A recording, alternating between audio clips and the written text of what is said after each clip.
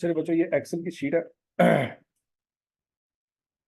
इसमें हर टॉपिक के मुख्तलिफ किस्म के एंगल से सवाल हैं। सिर्फ ये एक्सेल की शीट आपने करनी है, इंशाल्लाह कॉस्ट अकाउंटिंग का पेपर आपका अच्छी तरह से हो जाएगा। हर टॉपिक में ऑल पॉसिबल जो सिनेरियो हो सकते हैं ना, वो सारे हमने यहाँ पे इसमें कवर किए हुए हैं। कुछ तो ऐसे सिनेरियो हैं जो सिनेरियो तो हैं, लेकिन आई के हमने अभी तक उसके ऊपर सवाल नहीं बनाया आज। मतलब हमें वो एरिया भी डिस्कस किया है कि जो एरिया आई के आपने अभी तक टेस्ट ही नहीं किया, वो भी इस शीट में मौजूद है। फॉर एग्जाम्पल, इन्वेंट्री वैल्यूएशन, ये नजर आ रहा है आपको? इन्वेंट्री वैल्यूएशन में इस तरह के सवाल आ सकते हैं। सबसे ऊपर कौन सा सवाल है? General entries for material inventory under 5 हो। ये आज तक आई के आपने सवाल टेस्ट नहीं किया कोई भी। General entries for material inventory under weighted average method, इसके ऊपर सवाल आया था आटम 2010 में, क्वालिटी लिमिटेड, एक दफा। फिर general entries for finish goods inventory under 5 हो, इसके ऊपर आज तक कोई सवाल नहीं आया। General entries for finish goods inventory under weighted average method, इसके ऊपर ये एक सवाल आया है स्प्रिंग 2021 में। ठीक है जी। Determination of value of finish goods और रॉ मटेरियल इन्वेंट्री, स्प्रिंग 2023 में सवाल आया असगर अली एसोसिएट्स, और आटम 23 में सवाल आया Sitara enterprises. Reconsideration of physical stock and book inventory, Mirza limited, spring 2008 में आया था। फिर आटम 12 में आया था मेहनती लिमिटेड। फिर उसके बाद एनआरवी कैलकुलेशन के ऊपर आटम 2021 में सवाल आया था ऑरेंजेस लिमिटेड, और स्प्रिंग 2010 में क्वेश्चन आया था एक्सवाईजी लिमिटेड। ठीक है जी। तो मतलब इन्वेंट्री के ऊपर ऑल पॉसिबल सिनेरियो ये हैं, इसके बाहर कोई सिनेरियो नहीं हो सकता। और उन पॉसिबल सिनेरियो में भी आई कि आपने कुछ सिनेरियो आज तक डिस्कस ही नहीं किए, और सिनेरियो मैंने आपको बता दिया ये हो सकता है। ठीक है जी। तो इसके ऊपर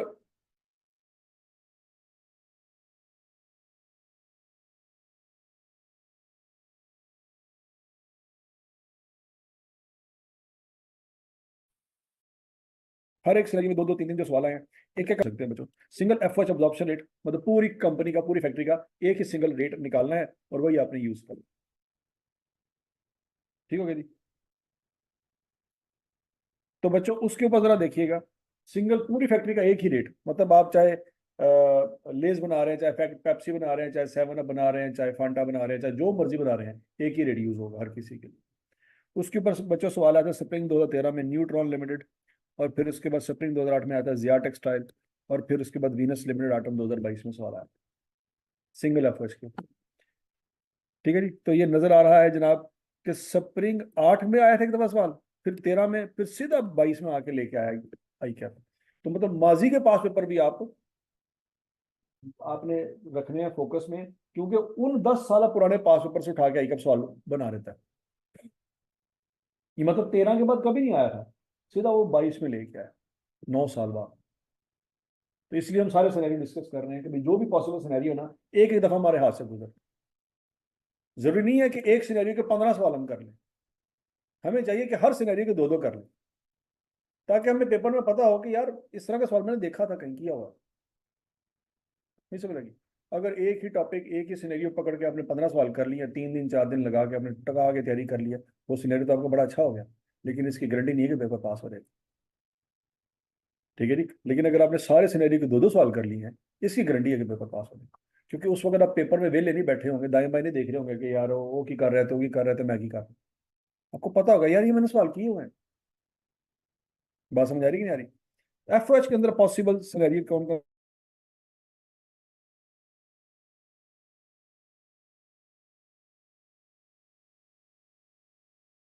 कौन से हैं जी? सिंगल एफओएच रेट, पूरी फैक्ट्री का एक ही रेट, हर डिपार्टमेंट का अलग अलग रेट निकालते हैं। उसके ऊपर स्प्रिंग 22 में सवाल आया था कैलिफोर्निया लिमिटेड, फिर आटम 14 में सवाल आया था सलमान लिमिटेड, और स्प्रिंग 14 में सवाल आया था अल्फा लिमिटेड। मतलब ये 2014 में दो दफा आया था, उसके बाद आया ही नहीं कभी, और सीधा आई कैप ने उठा के दिया स्प्रिंग 22 में। तो ये माजी के 2014, 15, 8 से लेके 15 तक के जो पेपर है ना, आई कैप के फेवरेट है इस वक्त। ये उन पेपरों को देखता है, तो उसमें थोड़ी बहुत वैल्यू ऊपर नीचे करता है, और 2024 का पेपर वो बना देगा। ये बात याद रखनी है आपने, ठीक है? फिर उसके बाद production cost by using FH absorption rate. अब एफएच रेट निकालना है, और उसके बाद आपने कॉस्ट कैलकुलेट करनी है। ये एक्स्ट्रा काम करवाएगा आपसे।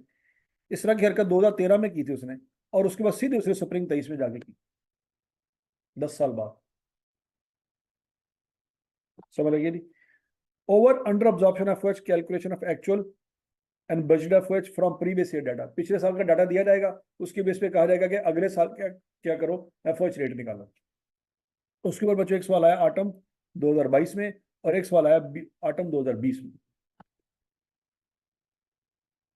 तो जिसने ऑटम 20 का पेपर देखा होगा उसको ऑटम 22 में मसला नहीं हुआ होगा, क्योंकि उसने उस तरह का सवाल कर लिया होगा। ठीक होगा जी। फिर उसके बाद actual effort sheet and effort variances. Effort variance तो हम वेरियंस के टॉपिक में ज्यादा से पढ़ेंगे, लेकिन हो सकता है कि वो एफर्ट की वेरिएंस एफर्ट वाले सवाल में पूछ ले, वेरियंस के टॉपिक में ना पूछे। इस तरह का सवाल उसने किया हुआ है स्प्रिंग 2016 में ओमेगा इंडस्ट्रीज। फिर एफर्ट की general entries, calculation of over under absorb effort, ये भी उसने पार्ट बी में पूछा हुआ है ओमेगा इंडस्ट्रीज में। और फिर ब्राइट लिमिटेड में स्प्रिंग 2021 में भी उसने ट्राई किया हुआ। तो इन टॉपिक्स को अच्छी तरह से तैयार कर लें, हो सकता है कि आपको स्प्रिंग 2024 में यहाँ पे आ जाए। यहाँ तक की बात में लगी। फिर उसके बाद क्या है जी,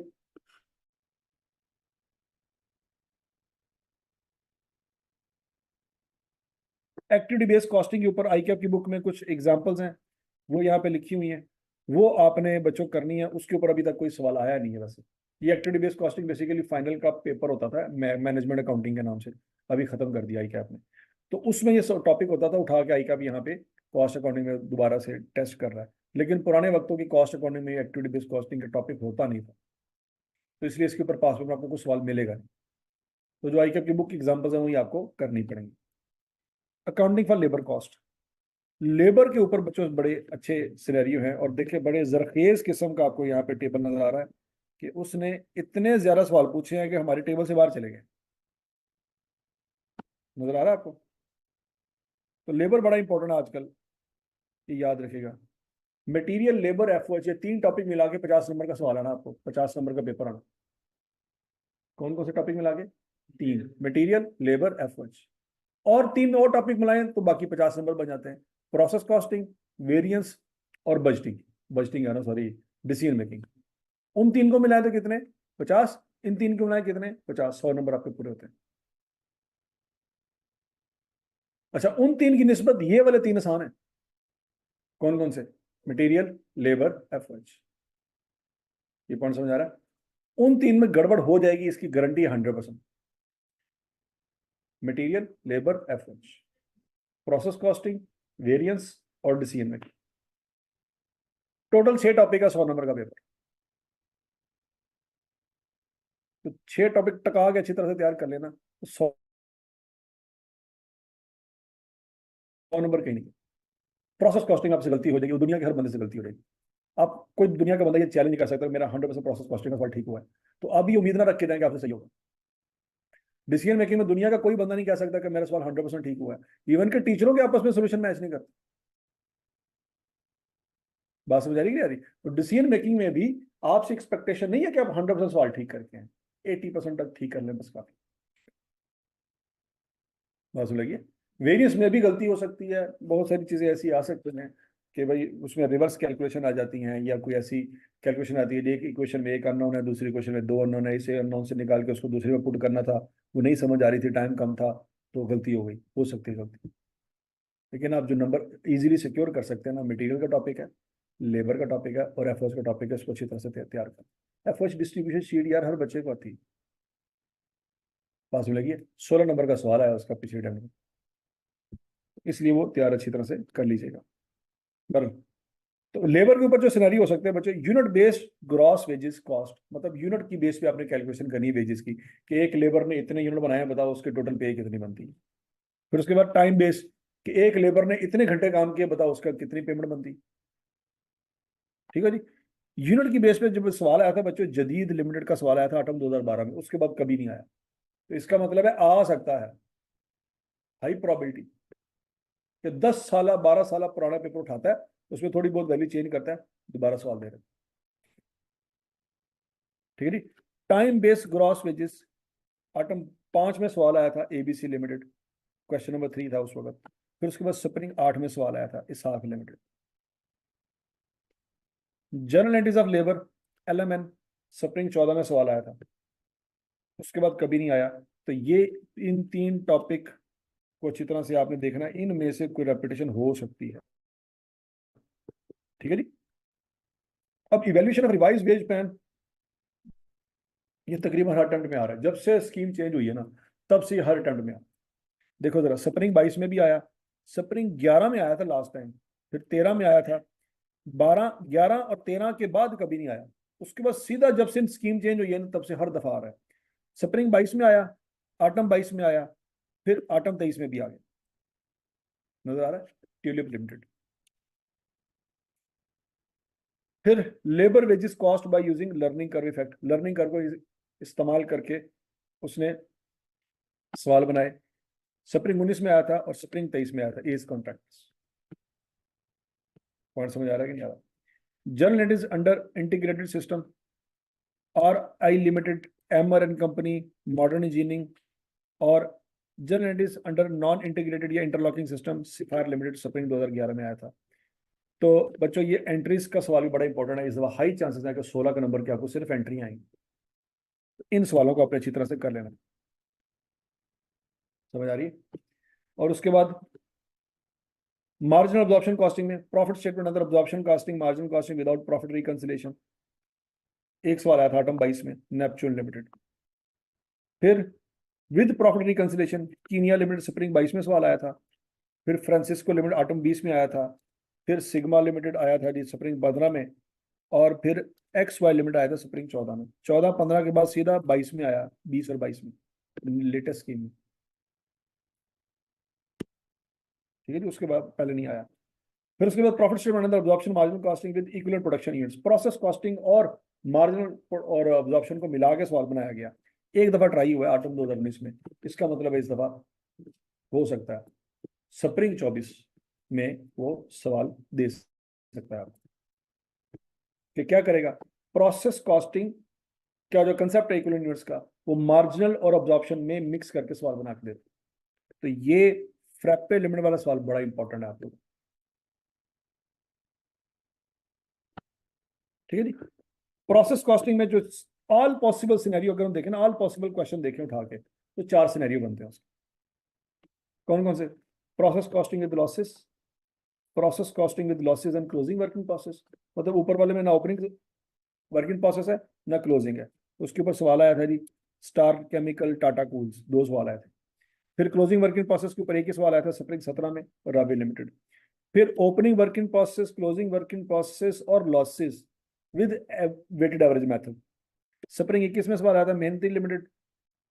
और फिर उसके बाद स्प्रिंग 19 में आया था ट्यूलिप एंटरप्राइजेस, आटम 14 में आया था अबाबील फूड्स, और मार्स लिमिटेड आटम 22 में। लेटेस्ट अटेम्प्टों में से मार्स लिमिटेड वो अटेम्प्ट है। Process costing with losses, closing working process, opening working process, FIFO.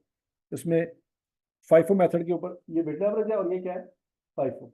इसके ऊपर सवाल आया था स्प्रिंग 22 में और फिर स्प्रिंग 23 में, आटम 21 में। मतलब लेटेस्ट अटेम्प्टों में ये 2 बड़े रिपीट हो रहे हैं बार बार, वेटेड एवरेज और फाइफो, जब से स्कीम चेंज हुई है। ये बहुत पूछ रहा है।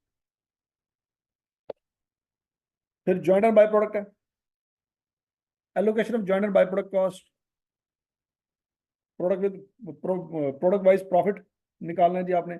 स्प्रिंग 20 में आया, 15 में, 17 में, और उसके बाद सीधा 20 में आया। फिर उसके बाद allocation of joint and product wise profit under marginal costing, cricket chemicals. तो ये marginal costing plus joint and by product दोनों को मिक्स करके भी सवाल आ सकता है। ये क्रिकेट केमिकल्स बहुत इंपॉर्टेंट। ठीक है। अच्छा जी, अब variance, basic variance, material labour efforts की वेरियंस निकालने का सवाल आएगा। वीनस लिमिटेड आया था सवाल 2, स्प्रिंग 20 में आया था। एस्प्रेसो लिमिटेड आया था आटम 2019 में। फिर उसके बाद mix material mix and yield variance, Jamil enterprises autumn 16 में आया था। उसके बाद डेजी लिमिटेड आया था।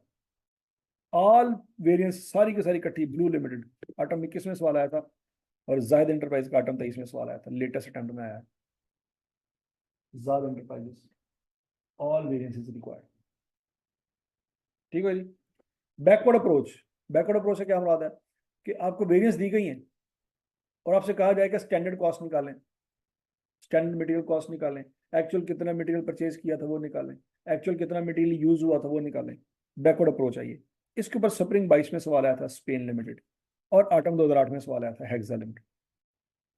तो देखो आटम 8 के बाद सीधा स्प्रिंग 22 में आई करने सवाल दिया। बात समझ लिया।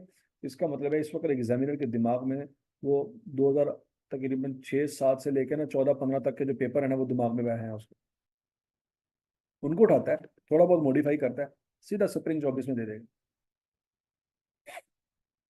और इतने पुराने पासवर्ड नॉर्मली बच्चों ने नहीं किया होता, ये उसके दिमाग में होता है।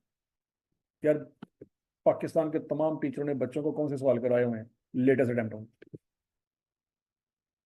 क्योंकि 4 महीने 5 महीने के अंदर इतना टाइम ही नहीं होता किसी के पास कि वो सारे पासवर्ड करें। लेकिन हमें इस ट्रेंड एनालिसिस से बात समझ आ रही है कि वो कर क्या रहा है, समझ आ गया ना। तो इसलिए बच्चों कि आटम 2008 में आखिरी दफा सवाल आया था, उसके बाद स्प्रिंग 22 में उसने सवाल उठाया, तो उसी को थोड़ा बहुत तोड़ मरोड़ के सवाल बनाया उसने। कॉजेज ऑफ वेरिएंस थ्योरी, वजूहात बताओ कि ये जो मटेरियल इतना वेस्ट हुआ है क्यों हो गया, उसके ऊपर उसने स्प्रिंग 2023 में थोड़ी सी थ्योरी पूछी, उससे पहले कभी नहीं पूछी थी। Various and equivalent production, variance को प्रोसेस कॉस्टिंग के साथ मिक्स करके सवाल बनाया जा सकता है। ठीक है जी। आटम 20 में भी आया, स्प्रिंग 18 में भी आया, आटम 15 में भी आया, तो ये बड़ा इंपॉर्टेंट सवाल है। इन तीनों में से कोई एक अच्छी तरह से कर ले ताकि बाकी आपको मसला फिर ना हो। ठीक है जी। टारगेट कॉस्टिंग आसान टॉपिक है। तो ये स्प्रिंग 22 में आया था लेटेस्ट अटेम्प्ट में, डेनमार्क आइसक्रीम वाला, याद आया कुछ कुछ। फिर हाईटेक स्प्रिंग 15 में आया था, फिर स्प्रिंग 19 में आया था ऑर्चिड लिमिटेड। इन्वेंट्री मैनेजमेंट बड़ा हॉट टॉपिक आजकल। इन्वेंट्री मैनेजमेंट के कम से कम 2 सवाल आपको आए, एक को 6 नंबर का आ जाएगा, एक 10 के नंबर का आ जाएगा, या एक 8 नंबर का, दूसरा 7 नंबर का, इस तरह से कुछ सिनेरियो होगा। Economic order quantity with bulk discount, economic order quantity with without bulk discount, inventory levels और optimal safety stock and reorder level. अब देखो बच्चों, विदाउट बल्क ऑर्डर का सवाल 14 में आया, 10 में आया, 7 में आया, 5 में आया, लेटेस्ट अटेम्प्ट में कोई नहीं आया। तो इसलिए इसका कोई एक आधा सवाल कर ले बस काफी है, इन चारों में से एक आधा सवाल कर ले, सारे करने की जरूरत नहीं है।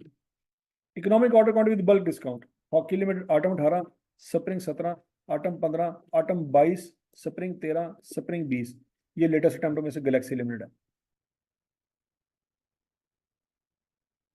ये बात समझ आ रही है।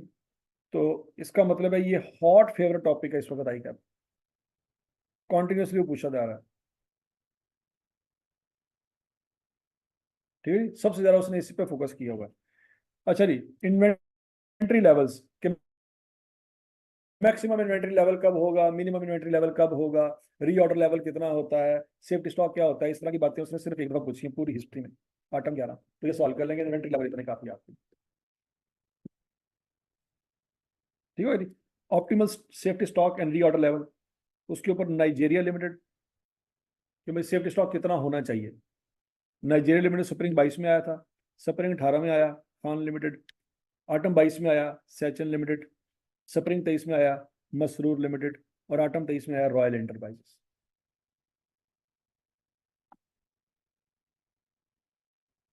ठीक है जी। फिर उसके बाद बच्चों इन्वेंट्री मैनेजमेंट समझ आ गया जी। उसमें 4 पॉसिबल सिनेरियोज हैं। कितने सिनेरियोज हैं? 4, पांचवा कोई सिनेरियो नहीं है। तो इन चारों सिनेरियो को एक एक सवाल कर लेंगे तो इसका मतलब है आपकी इन्वेंट्री होगी। हाँ, अगर आपको बहुत दिल करे इसको मजीद करने का तो उसी सिनेरियो के एक एक सवाल और कर लें। तो आप आराम सुकून से अपने आप को दिल को तसल्ली दे सकते हैं कि यार इन्वेंट्री में जितने सिनेरियो थे ना सारे मैंने कर लिए। अब एक सिनेरियो के आप 15 सवाल कर लें उसका तो कोई फायदा नहीं है ना। आप 4 सिनेरियो के 4 सवाल कर लें, वो बेहतर है एज कम्पेयर टू के एक सिनेरियो के 15 सवाल कर लें। ठीक है, उससे आपका सारा टॉपिक कवर हो जाएगा। सीवीपी में 1 2 3 4 5 सिनेरियो। पहला सिनेरियो क्या है जी? Single product CVP analysis for full year per unit data, कि मतलब आपको सीवीपी का डाटा दिया गया पर यूनिट, पर बैच नहीं दिया गया, मल्टी प्रोडक्ट नहीं है, सिंगल प्रोडक्ट। तो उसमें सवाल आया था स्प्रिंग 21 में फाइन लिमिटेड, स्प्रिंग 17 में स्वॉल लेदर, स्प्रिंग 16 में हिमालयन, और स्प्रिंग 13 में आल्टा। तो इन चारों में से कोई एक कर ले।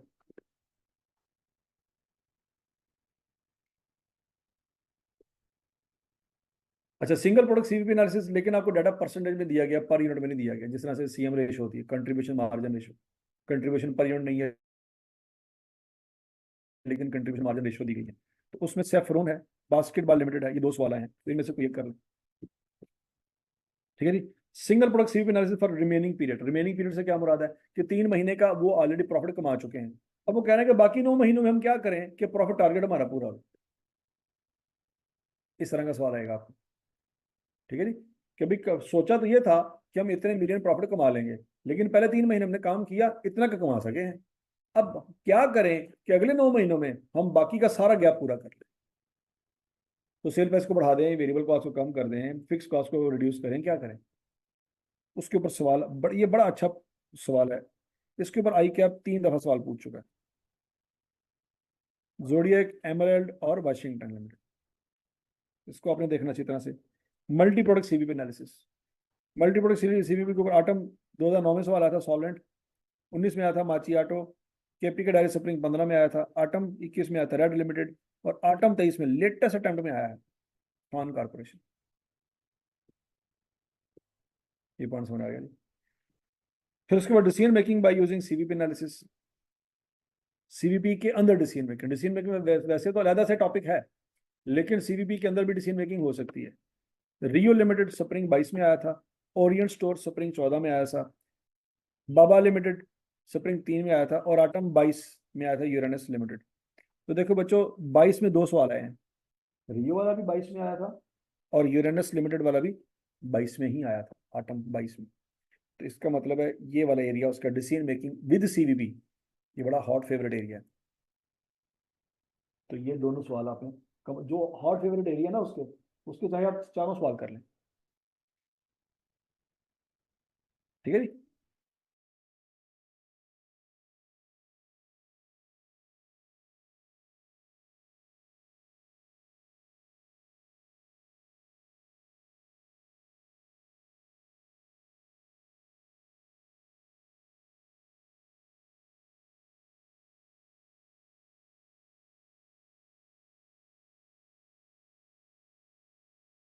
अच्छा जी। उसके बाद रेलिवेंट कॉस्टिंग में 1 2 3 4 सिनेरियो हो चुके।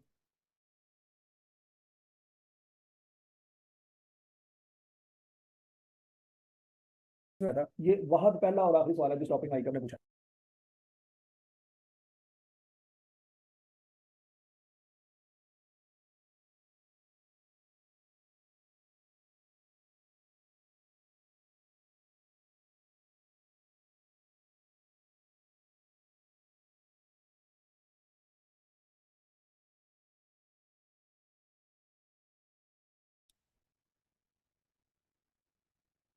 ठीक है जी। उसके बाद फिर क्या है जी, bid price of special order by using relevant costing principle. Bidding करनी है कि यार एक बंदा आपके पास ऑर्डर लेके आया है, अब बताएं आपने उसको कितने रुपए में कंप्लीट करके देंगे, क्या प्राइस रखेंगे आप उसकी। बिड प्राइस का सवाल आपको आएगा पेपर में। तो बच्चों, स्प्रिंग 17 में सवाल आता है स्मार्ट प्रोसेसिंग, फिर ग्लोबल लिमिटेड और टोपाज लिमिटेड, इन तीनों में से कोई एक अदा कर लेंगे, अल्लाह खैर से समझ आ जाएगी करना है। ठीक है जी। फिर determination of relevant cost only, मतलब आपको रेलिवेंट कॉस्टिंग का सवाल आएगा तो सिर्फ और सिर्फ ये रेलिवेंट कॉस्ट पूछी जाएगी। जिस तरह से मतलब वो कहेगा जी कि मटेरियल अवेलेबल है स्टॉक में, अगर ये हम इस जॉब में इस्तेमाल ना करें तो कबाड़िए को बेच देंगे। तो सिर्फ आपने क्या निकालना, रेलिवेंट कॉस्ट निकालना, मतलब कोई बिडिंग वगैरह नहीं करनी आपने। बात लगी है कि बिड प्राइस निकालें कितनी बनती है, वो नहीं करनी आप, सिर्फ रेलिवेंट कॉस्ट निकालनी।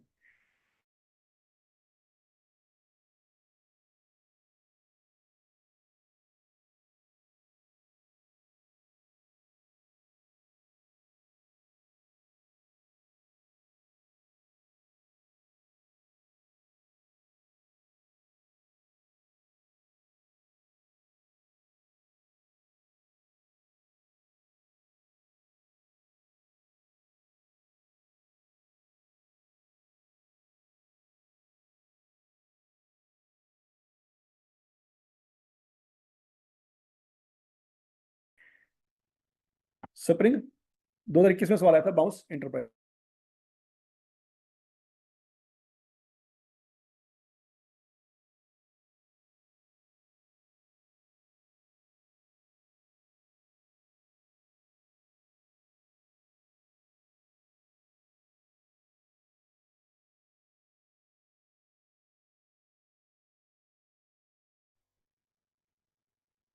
ठीक है जी। तो बच्चों, limit factor decision without external supplier, server और बॉक्स साइड, ये दो सवाल आए हैं कि जिसमें आपने अपने पास एक मशीन है, उसके पास 1 लाख घंटे अवेलेबल है, उससे ज्यादा आप काम उसे नहीं करवा सकते, लेकिन आप जो प्रोडक्ट बना रहे हो मार्केट से कहीं और से मिलता भी नहीं है। उसके सिनेरियो में क्या करना है आपने, डिसीजन मेकिंग करनी है, इन दोनों में से कोई एक सवाल कर लें, अल्लाह खैर से। अच्छा, limiting factor decision with external supplier, external supplier के ऊपर 3 सवाल आए हुए हैं आज तक। स्प्रिंग 19 में आया था, स्प्रिंग 17 में आया था, आटम 22 में आया था, जुपिटर लिमिटेड। इन तीनों को कर लें, इन तीनों में से कोई दो कर लें, बेस्ट है। Limit factor decision with and without external supplier. अब विद एंड विदाउट से क्या मुराद है, एक ही सवाल में दो सिनेरियो है। अगर एक्सटर्नल सप्लायर ना हो तो बताएं क्या करना है, और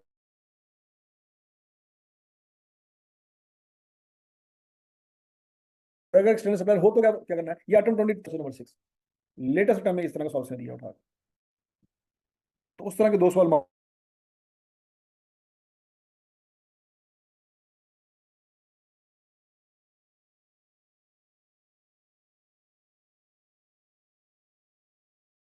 माजी में भी आए। एक आटम 21 में आया था और एक आटम 16 में आया। तो क्योंकि ऑलरेडी माजी में आ चुके हैं, पॉइंट समझ आया। आउटसोर्सिंग डिसीजन, कि आपने कोई प्रोडक्ट खुद नहीं बनाना, आपने किसी और को आउटसोर्स करना। वो उसी वक्त ही जब उसकी मैन्युफैक्चरिंग कॉस्ट ज्यादा होगी और बाय करने की कॉस्ट कम होगी, हम आउटसोर्स कर देंगे। उस पर सिनेरियो जो आए हैं, स्नोकर प्राइवेट लिमिटेड, एजी इलेक्ट्रॉनिक्स, ये दो सवाल ही आए हैं। शट डाउन और कंटिन्यू डिसीजन, ये सबसे मुश्किल सवाल होते हैं और सबसे इंपॉर्टेंट भी यही होते हैं। स्प्रिंग 22 में आया था जिम्बाब्वे लिमिटेड, फिर आटम 20 में आया था सियाब लिमिटेड, और आटम 21 में आया था येलो लिमिटेड। ठीक है जी। फिर फर्दर प्रोसेसिंग डिसीजन है बच्चों, आटम 19 में आया था। फर्दर प्रोसेसिंग डिसीजन से क्या मुराद है, joint and by product. Further processing decision में यहाँ पे जॉइंट एंड बाय प्रोडक्ट का टॉपिक होगा कि जॉइंट एंड बाय प्रोडक्ट से हम कुछ यूनिट बनाते हैं। अब उसको जब वो अलग-अलग हो गए तो उसको बेचा जा सकता है, अभी बेचा भी जा सकता है, लेकिन इसको फर्दर प्रोसेस करके भी बेचा जा सकता है। जिस तरह से मूंगफली है, मूंगफली आप उतारते हैं पौधे से, ठीक हो गया, आप उसको इसी हालत में बेच सकते हैं, वो सस्ती सेल होगी। लेकिन अगर आप उसको थोड़ा सा गर्म कर लेंगे तो महंगी सेल होगी। लेकिन अगर आप उसको छील के दाने लैदा कर दें, वो और भी महंगी सेल होगी। ये क्या है, फर्दर प्रोसेसिंग डिसीजन। क्या उसको फर्दर प्रोसेस करें या इसी हालत में बेचें। अगर तो फर्दर प्रोसेस करने पे खर्चा ज्यादा आएगा और सेल प्राइस पे इतना ज्यादा इजाफा नहीं होगा, तो फिर तो फायदा ही कोई नहीं फर्दर प्रोसेस करने में। पॉइंट समझ आ रहा है कि नहीं आ रहा। तो फर्दर प्रोसेसिंग डिसीजन में बच्चों सवाल आए हैं, कैपुचिनो, क्रिकेट केमिकल्स और जी केमिकल्स, इस तरह के सवाल आए हैं। यहां तक की बात समझ लगी। अब बच्चों हम देखते हैं लेटेस्ट अटेम्प्ट है।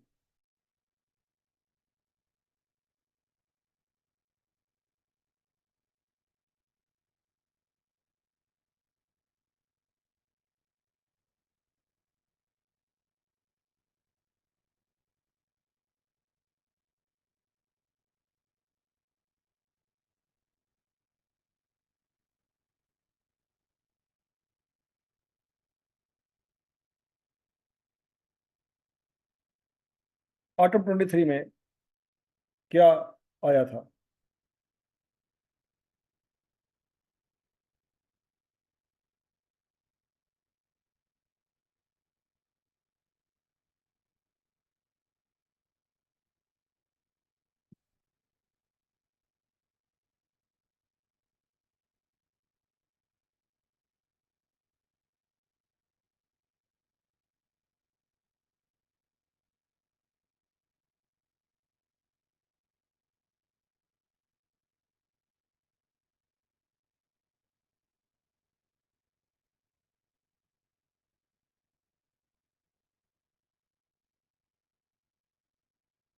सबसे देखते हैं ऑटम 23 का पेपर में क्या क्या आया था।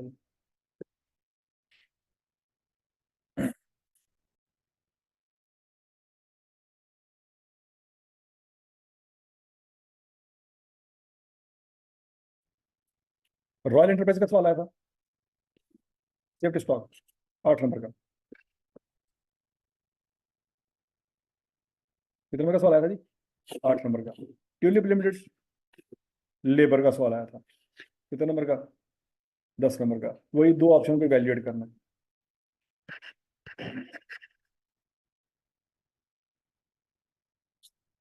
Question number 3, once again EOQ, inventory का सवाल, 8 नंबर का। आप देख रहे हैं मटेरियल के ऊपर दो सवाल आए हैं, एक 8 नंबर का ऊपर, एक 8 नंबर का नीचे। 16 नंबर का मटेरियल है, 10 नंबर का क्या है आपका, लेबर है। और ये फिर मटेरियल आ गया, कितने नंबर का,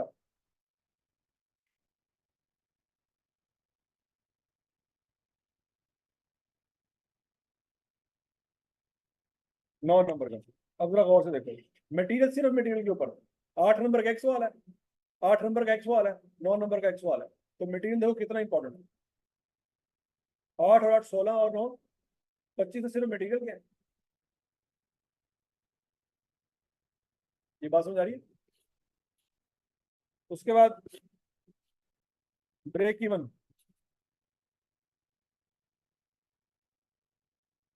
कितने नंबर का है अभी, 8 नंबर का। फिर जायद इंटरप्राइजेस, वेरियंस,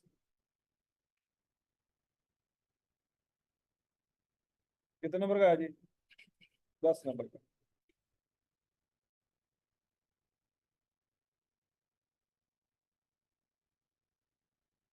पार्ट बी,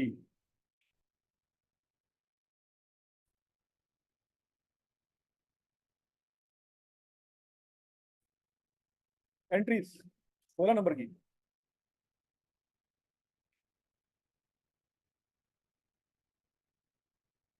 सिर्फ एंट्रीज, बड़ा सवाल आया एंट्रीज का, 16 नंबर का।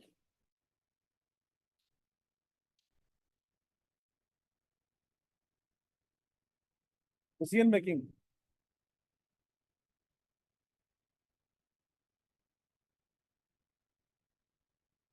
कितने नंबर का है जी, 15 नंबर का। हरकुलिस केमिकल्स, प्रोसेस कॉस्टिंग, कितने नंबर का है जी, 16 नंबर का।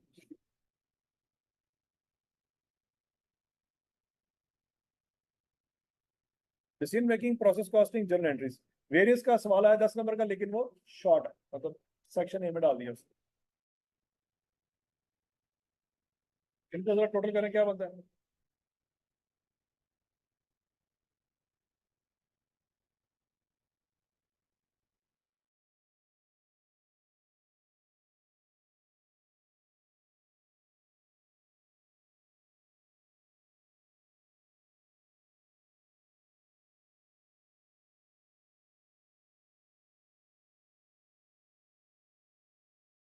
सीनियर कितने नंबर का आया, 25 नंबर का। लेबर कितने नंबर का आया, 10 नंबर। यहाँ तक की बात समझ आ रही है।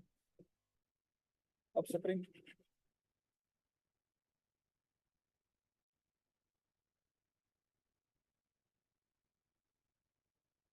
23 की बात करते हैं।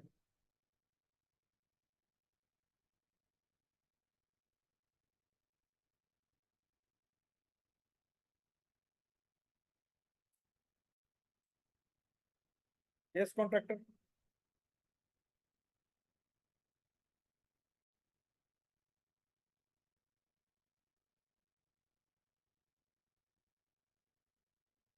ये बिड प्राइस आ गई, मतलब डिसीजन मेकिंग आ गई, सारा साथ बाद में प्राइसिंग वैल्यूएशन है, सीवीपी भी हो सकती है। लर्निंग कर रहा है, ठीक है। 10 नंबर का। मसरूर लिमिटेड, ये इन्वेंट्री वाला सवाल आ गया। सेफ्टी स्टॉक,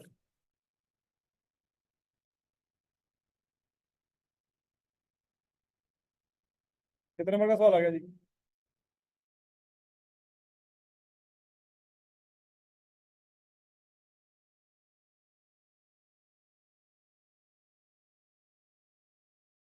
जी वेरियस का सवाल, कितने नंबर का, 8 नंबर का था।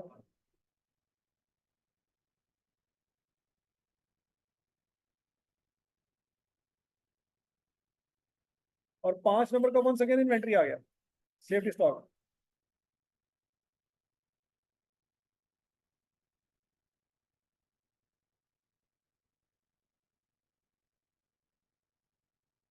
ठीक हो गया, सीधी आ गई। कार साज इंडस्ट्रीज,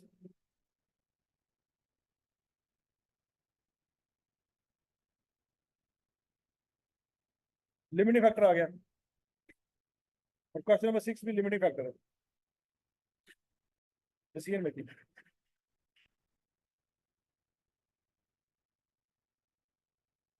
कितने नंबर का आया बच्चों? 10 और 7।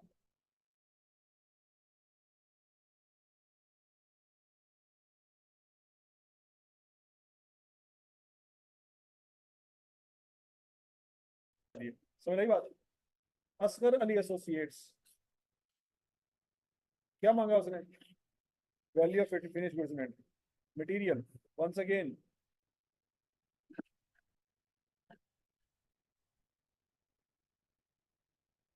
कितने नंबर का सवाल आया? 15 का। अब जरा देखो, safety stock, safety stock, inventory value मिलाओ जरा, कितना बनता? 15 × 5, 29 नंबर का सिर्फ मटेरियल आया। पास में लगी है। इधर कितने नंबर का आया था? 25 का। इधर कितने नंबर का आया? 29 का। Rafiki industries, process costing,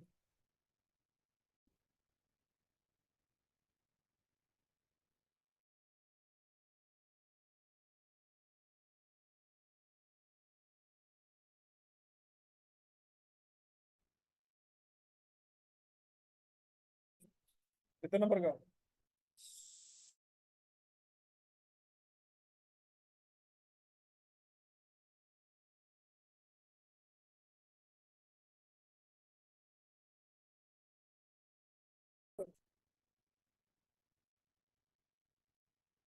item 22 देखते हैं। क्लियर हो गया? समझ आया ट्रेंड क्या चला?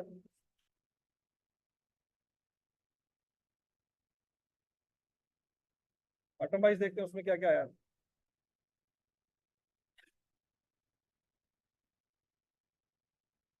Centaurus, once again, labour evaluation, east west system, bonus system, labour.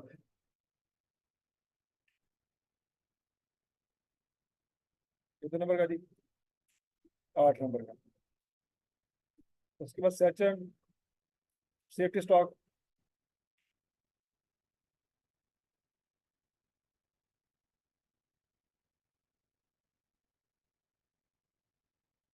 कितने नंबर का? 8 नंबर का। Floater limited, under over absorb, overheads, कितने नंबर का सवाल आया? 10 नंबर का।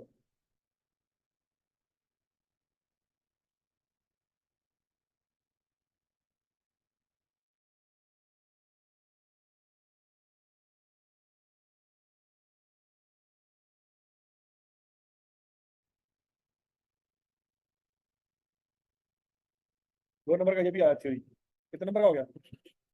12 नंबर का हो गया। ठीक है भाई। Venus limited,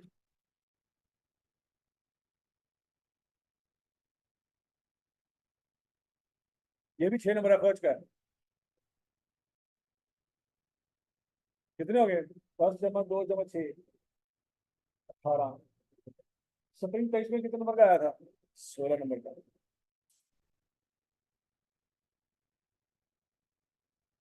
Galaxy limited, material,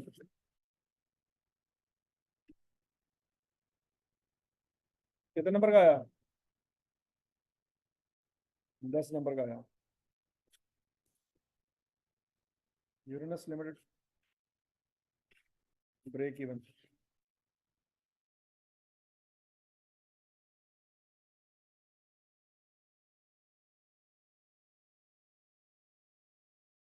7 number. Mars limited, 8 और 5, 13 और 3, 16। प्रोसेस कॉस्टिंग, 16 नंबर का। Neptune limited, variance, marginal costing और वेरिएंस को मिक्स किया उसने। 19 नंबर।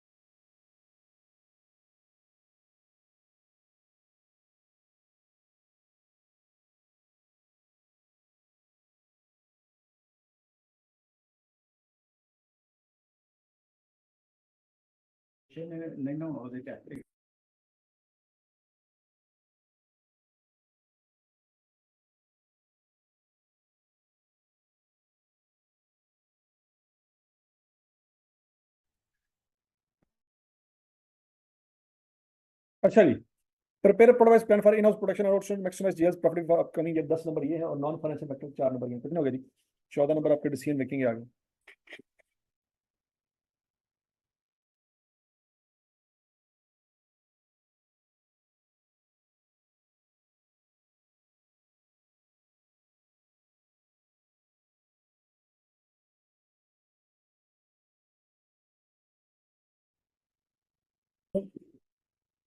बाईस है। सप्रिंग 22। देखते हैं समझने के लिए कि 22 सप्रिंग में क्या हुआ था हमारे साथ।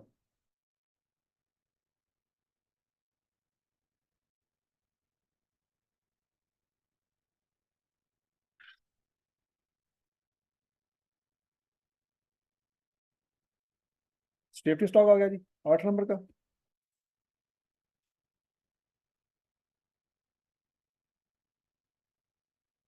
8 number. Denmark ice cream. Target costing.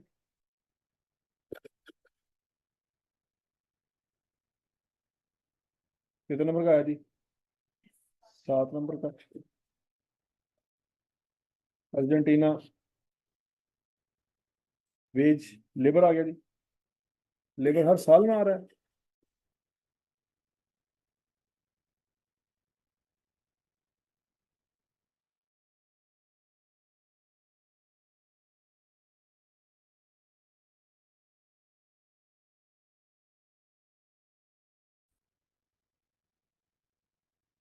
कितने नंबर का आया जी?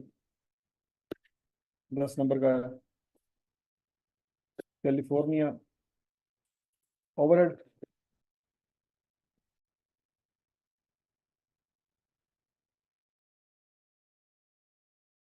कितने नंबर का आया जी? 8 नंबर। Spain limited. वेरियंसेस। कितने नंबर का आया जी? 8 नंबर का।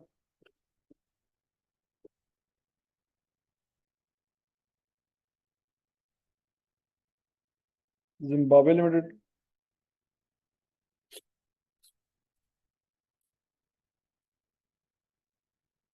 20 नंबर का।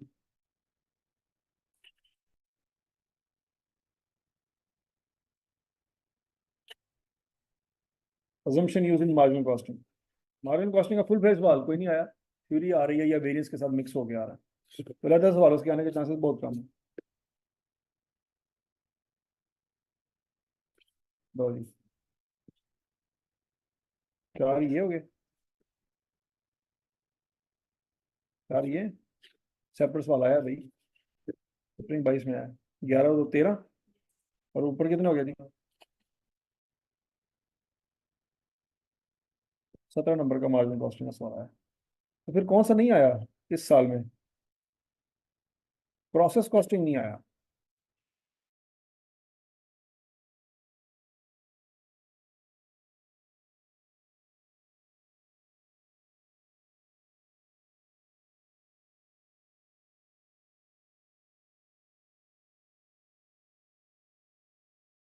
तो उसमें पुरानी स्कीम के हिसाब से कुछ क्वेश्चन होंगे जो हो सकता है हमारे रेलिवेंट ना हो।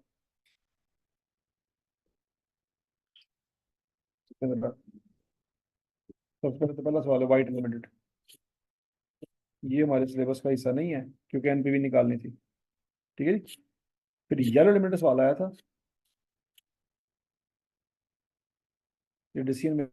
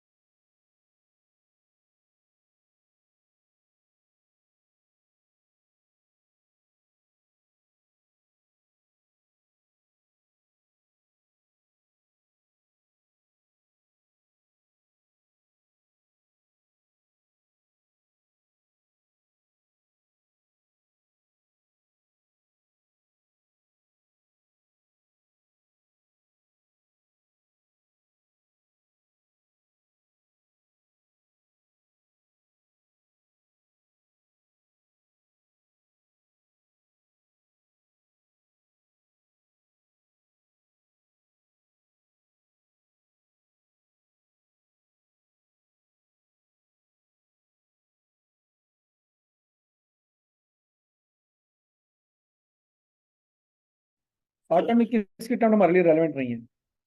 क्यों? क्योंकि उस वो पुरानी स्कीम के मुताबिक थी, और उसमें बहुत सारे सवाल ऐसे थे जो हमारे सिलेबस के सही नहीं है, और बाकी जो सवाल थे उनकी इंपॉर्टेंस उतनी नहीं थी जितनी अब है। तो बच्चों, स्प्रिंग 22 से लेके ऑटम 23 तक आपके पास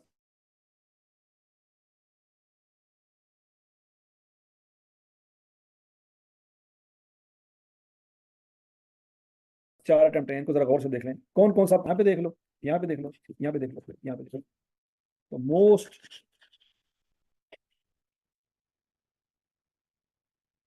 इंपॉर्टेंट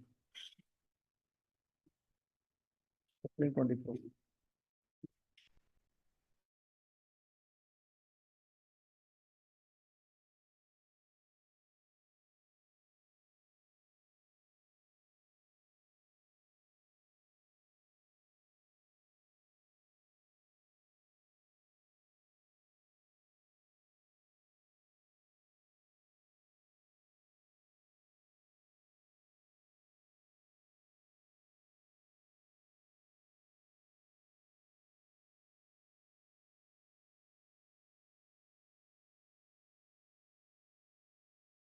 कौन सा नहीं आ भी सकता, नहीं भी आ सकता।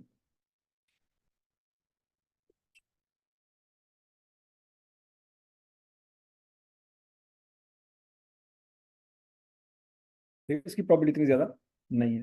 बरल इन्वेंट्री वैल्यूएशन 15 नंबर, 9 नंबर। ठीक है जी। लेटेस्ट अटेम्प्ट में आ रहा है, इन्वेंट्री वैल्यूएशन की प्रॉबिलिटी थोड़ी सी ज्यादा है।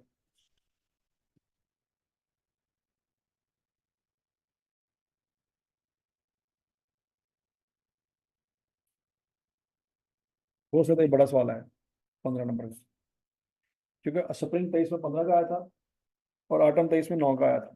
हो सकता है इस दफा बड़ा सवाल आ जाए या ना आए, दोनों सिनेरियो हो सकते हैं। अगर आया तो बड़ा आएगा, अगर हो सकता है छोटा तो आए ही ना, बिल्कुल ना आए। सीवीपी आया, सीवीपी आया, सीवीपी आया।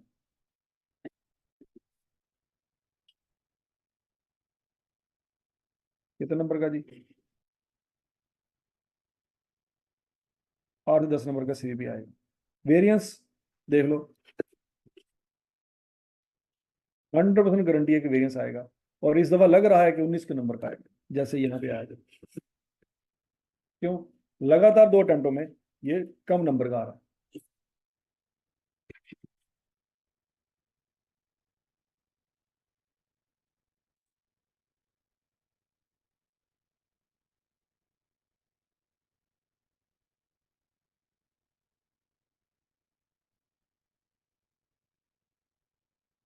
ठीक हो गया जी। उसके बाद F H F H F H.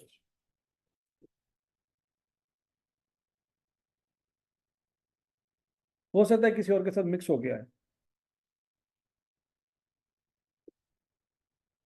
ये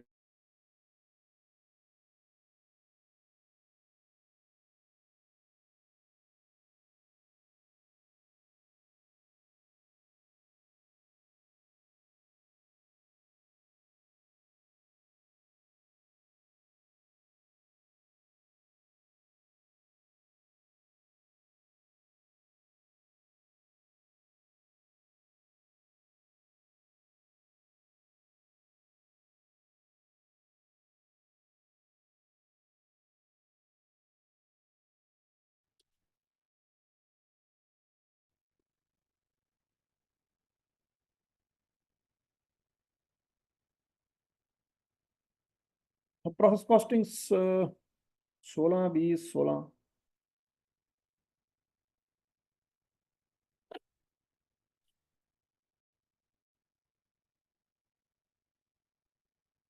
4 सवाल ऐसे हैं जो हो सकता है बड़े हैं। वैसे हकीकत में 3 सवाल आने हैं, लेकिन इन चारों में से कोई 3 बड़े आएंगे, बाकी सारे सवाल छोटे जाएंगे। ये हल्का सा स्केच है आपके अगले पेपर का।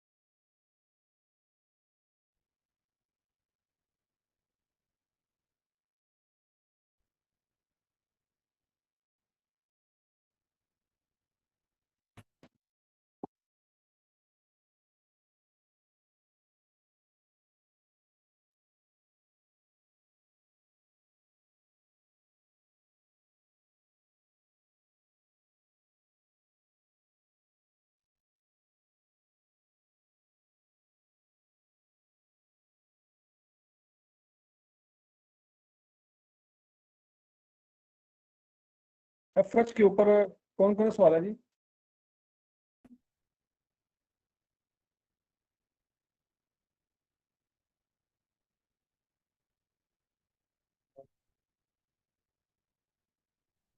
अच्छा, ये सवाल ऑलरेडी मैंने मतलब रियल सेशन में करवाए हुए हैं, इसकी मैं आपको वीडियोस प्रोवाइड कर दूंगा। ठीक हो गया? जो यहाँ पे नहीं हुए वो हम करेंगे सॉल्व, क्योंकि वो तो ऑलरेडी हुए पड़े हैं, तो वो करते हैं जो नहीं हुए। अब ओवरहेड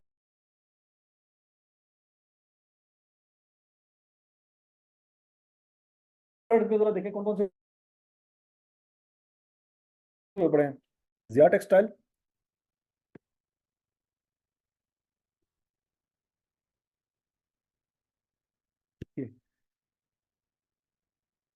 वीनस लिमिटेड नहीं हुआ, क्या हुआ?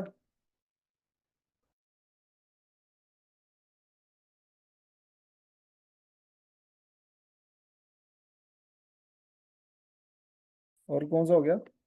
प्लूटो, ये भी हो गया। तो न्यूट्रॉन,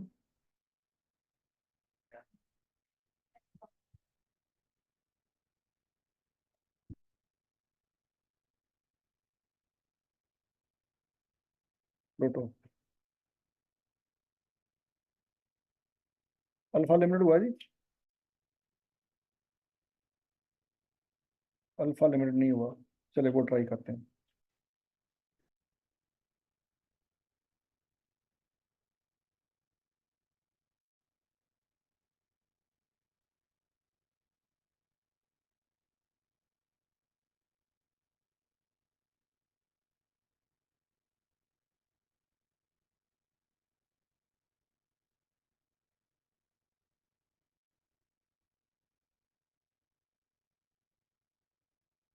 ब्राइट हुआ बड़ा। ब्राइट है यहाँ पे सवाल में। स्प्रिंग की किस में आता? F was general calculation of over under provide. ठीक है, ये सवाल करते हैं। कौन सा जी? Bright limited. स्प्रिंग की किस में आता?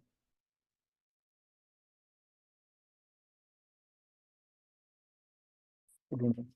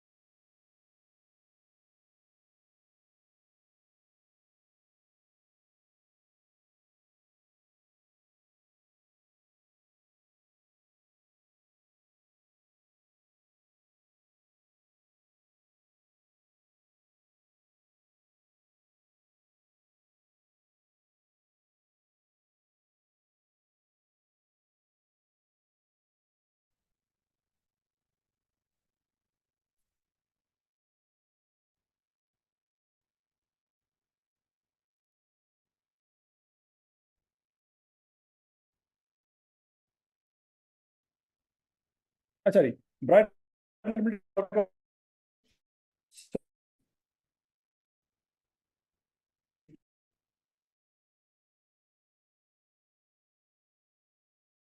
are processed through two production departments A and B. While Department X and Y provide service to both the production department.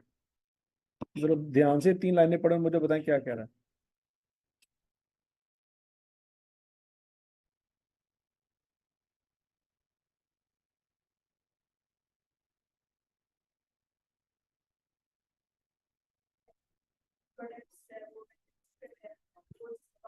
क्या वो ये कह रहा है कि शाइन डिपार्टमेंट ए में बनता है और ग्लो डिपार्टमेंट बी में बनता है?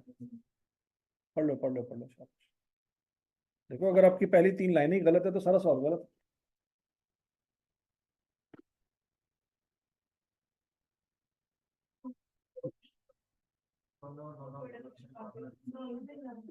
अंग्रेजी अंग्रेजी अंग्रेजी। क्या वो ये कह रहा है कि शाइन डिपार्टमेंट ए में और ग्लो डिपार्टमेंट बी में प्रोसेस होता है? अगर उसने ये कहना होता तो वो क्या करता? यहाँ पे रिस्पेक्टिवली का वर्ड यूज कर कि शाइन ए में और ग्लो बी में मैन्युफैक्चर होता है, उसके लिए रिस्पेक्टिवली का वर्ड यूज करता। उसने ऐसी कोई बात नहीं की। इसका मतलब है शाइन भी ए और बी से गुजरता है और ग्लो भी ए और बी दोनों से गुजरता है। और फिर वो कहता है डिपार्टमेंट एक्स और वाई ये वो डिपार्टमेंट है जहां पे मैन्युफैक्चरिंग कोई नहीं हो रही, वो सर्विसेज प्रोवाइड कर रहे हैं। Below is a summary of indirect costs incurred by BL for manufacture of 1 lakh units of shine and 60,000 units of glow during the year ended 31 December 2020। अब बच्चों अपने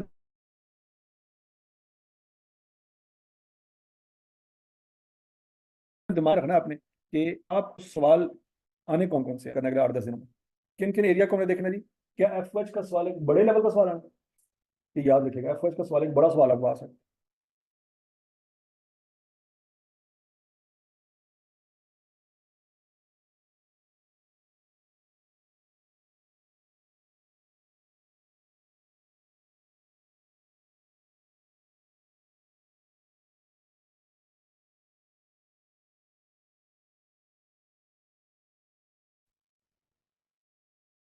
तो बड़े बड़े सवालों से एक ये सवाल बड़ा सवाल। ये टॉपिक है कौन सा?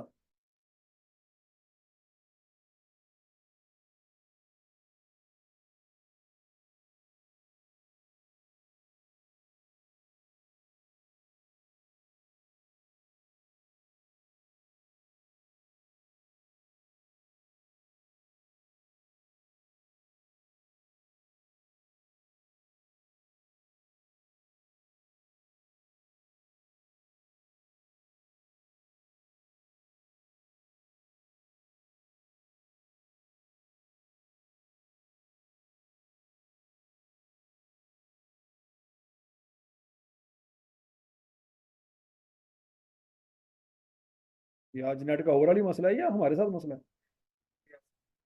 सुबह से।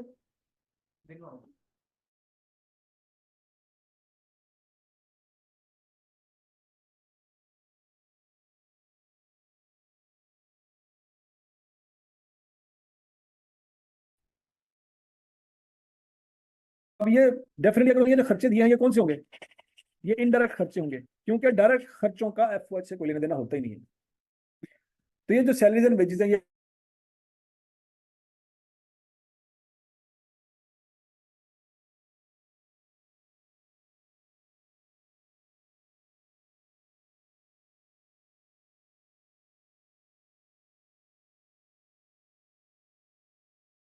बात होने लगी।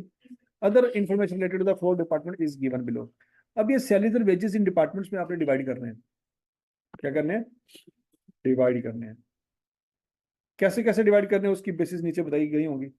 कॉस्ट ऑफ मशीनरी बताई गई है जी 2.5 लाख, 1.5 लाख, टोटल 4 लाख रुपए की। ये क्यों बताई गई है? किस मकसद के लिए बताई गई है बच्चों? बिल्डिंग की मशीनरी की डेप्रिसिएशन को चार्ज करने के लिए बताई गई कि 80,000 आपने डेप्रिसिएशन चार्ज की है, या सारी की सारी डिपार्टमेंट ए में जाएगी,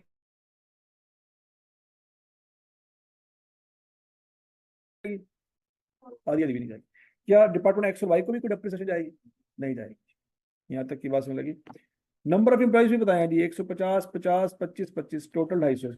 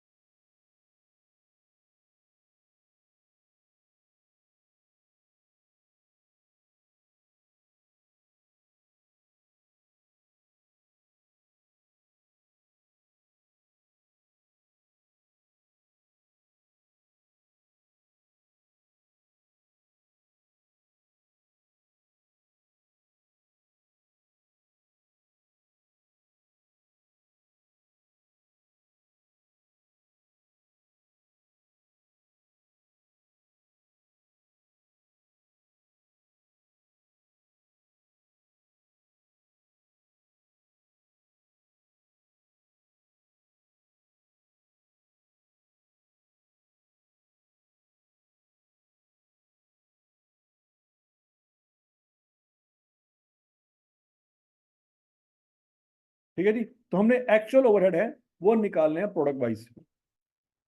अच्छा नहीं बचो। अब सबसे पहले तुम मुझे ये बताओ कि ये जो सैलरीज एंड वेजेस हैं 1,15,000 के, ये डिपार्टमेंट ए के कितने आएंगे, डी के कितने आएंगे, एक्स के कितने आएंगे और वाई के कितने आएंगे, ये कैसे निकालेंगे हम?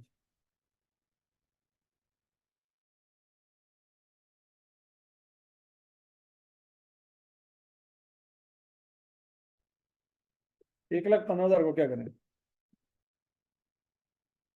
किस पे डिवाइड करेंगे?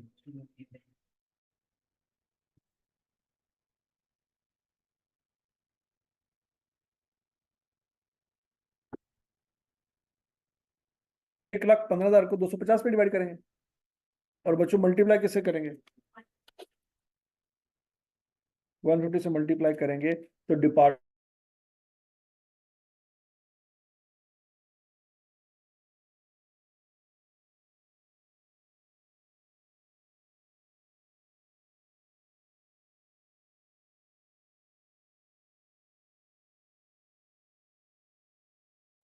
23। डिपार्टमेंट एक्स में 11.5 और डिपार्टमेंट वाई में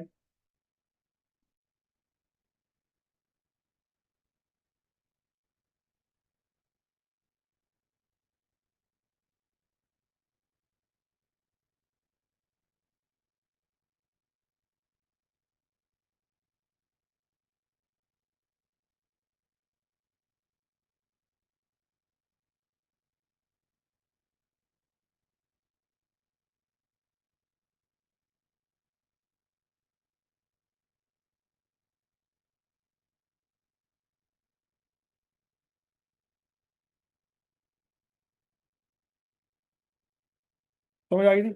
सैलरीज, क्या आपने ये आंसर निकाला बच्चों? 69,000, 23,000, 11,500 और 11,500, ऐसे ही निकाला आंसर। अगला पॉइंट, डेप्रिसिएशन।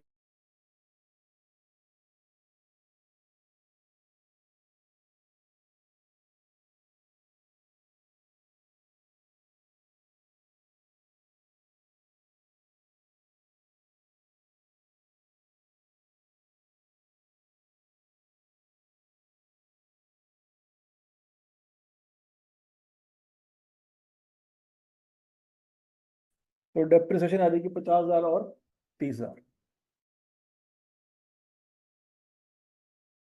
25,000 की इंश्योरेंस है। ये इंश्योरेंस को हम डिस्ट्रीब्यूट करेंगे फ्लोर एरिया की बेस पे। फ्लोर एरिया टोटल कितना है? 30,000। इंश्योरेंस कितनी पड़ी हमें? 25,000। तो 25,000 को क्या करेंगे? 30 पे डिवाइड करेंगे और मल्टीप्लाई किससे करेंगे? 15,000। डिपार्टमेंट ए के लिए 12,500, डिपार्टमेंट बी के लिए 5,000, और फिर ये भी 6 है, ये भी 6 है, सेम सेम आएगा ना, और इसका हाफ हो जाएगा 2500।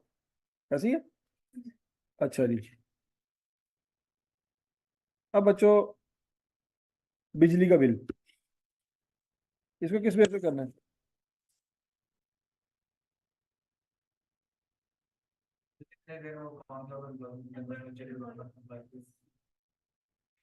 हाँ जी, बिजली के बिल को बच्चों क्या करेंगे? अगर तो क्वेश्चन साइलेंट, आपको कुछ नहीं बताएगा, जरूरी नहीं है कि जहाँ पे एम्प्लॉय ज्यादा वहां पे बिजली ज्यादा यूज होगी। बात सुन लीजिए, तो जरूरी, यहाँ अगर मशीन जहाँ पे सबसे ज्यादा इस्तेमाल होगी वहां पे कर सकते हैं, ठीक हो गया। लेकिन फिर मसला ये है कि मशीन तो आपकी सिर्फ ए और बी में है, एक्स और वाई में तो मशीन है ही नहीं। नहीं बात सुन लगी, तो फिर वहां पे बिजली इस्तेमाल ही नहीं हुई, और नेरे लगे रहे हैं, बिजली तो वहां पे भी इस्तेमाल हुई है ना। तो फिर मशीन की बेसिस पे भी बिजली एलोकेट करते हैं, ये बात ठीक है? नहीं है, ये बात सुन लगी। तो फिर क्या करना पड़ेगा? आपके पास नंबर ऑफ एम्प्लॉयज की ऑप्शन भी है और आपके पास फ्लोर एरिया की ऑप्शन भी है, और ज्यादा अप्रोप्रिएट ऑप्शन फ्लोर एरिया। उसकी वजह है, वजह क्या है कि जो डिपार्टमेंट ज्यादा बड़ा होगा वहां पे बिजली ज्यादा यूज हो रही होगी। एम्प्लॉयज ज्यादा होना इस बात की गारंटी नहीं कि बिजली ज्यादा यूज हुई है, एरिया बड़ा होना इस बात की गारंटी है कि बिजली ज्यादा यूज।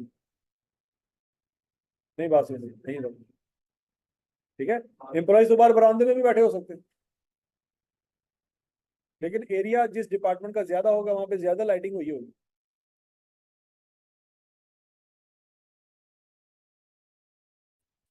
ठीक है। आप यहाँ पे अजम्पशन ले सकते हैं, अजम्पशन क्या लेंगे?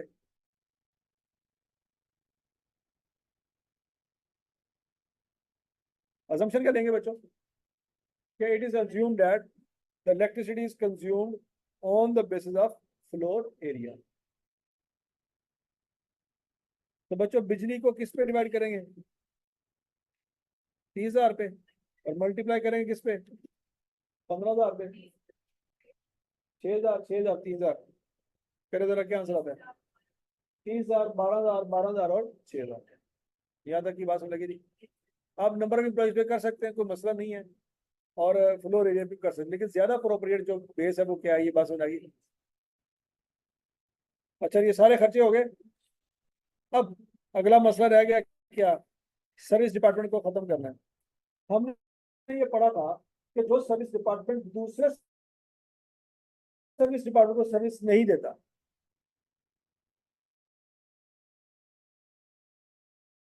पहले उसको एलोकेट करें या पहले दूसरे वाले को करें? पहले किसको खत्म करें?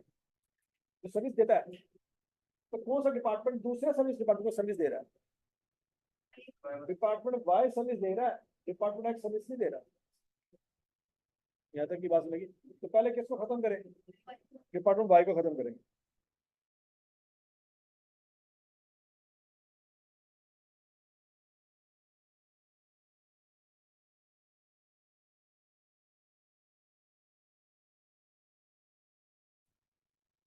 और बिजली आएगी, ऐसी है। डेप्रिसिएशन तो आई नहीं। फिर अब 20,000 को खत्म करेंगे किस परसेंटेज में?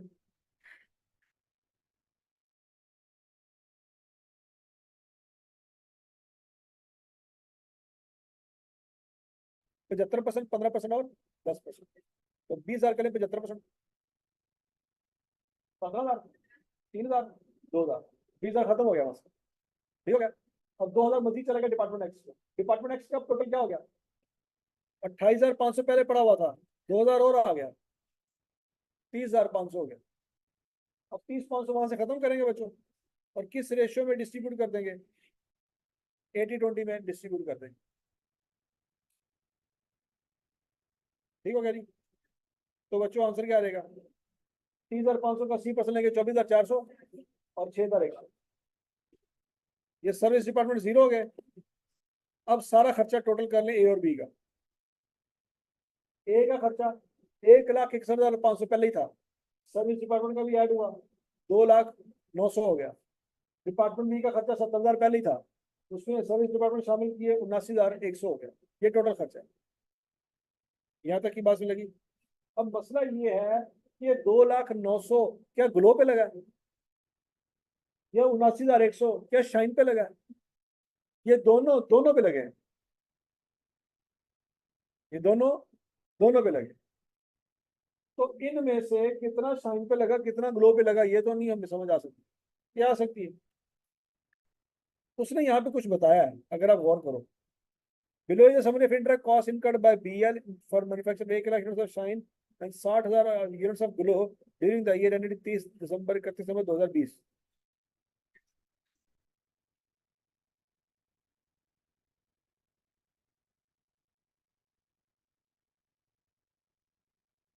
हाँ जी, अब क्या करेंगे? अब हमें देखना होगा कि डिपार्टमेंट ए में शाइन और ग्लो का खर्चा कितना है, डिपार्टमेंट बी में शाइन और ग्लो का खर्चा कितना है। वो हम कैसे निकालेंगे बच्चों? पहले ए और बी टोटल की दोनों की यूनिट्स निकालें, कितने बनाए आपने? 1,60,000, और इनको मिलाएं 2,09,000 और 79,100, टोटल खर्चा निकालें कितना आता है?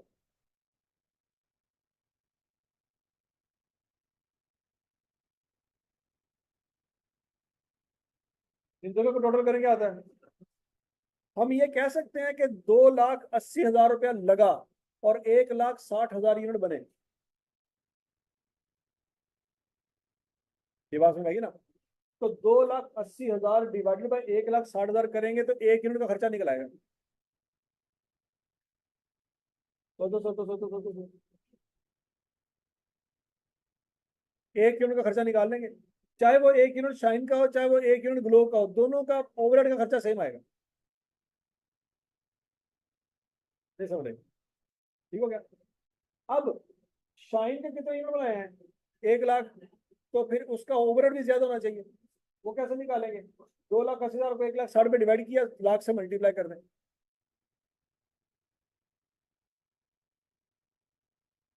1,75,000 रुपए का एफर्ट लगा है शाइन पे।